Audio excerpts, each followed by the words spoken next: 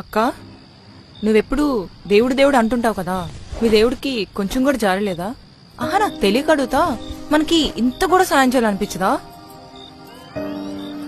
ఇంతకీ నువ్వు దేవుణ్ణి నమ్ముతావా?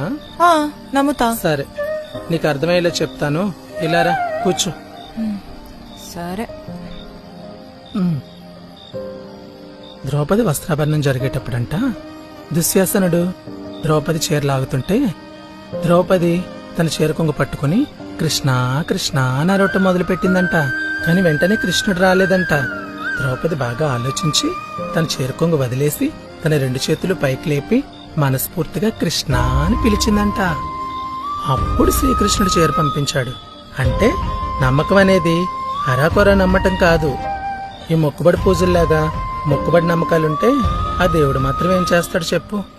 నువ్వు మనస్ఫూర్తిగా దేవుణ్ణి అడుగు, నీకు తప్పకుండా సాయం చేస్తాడు.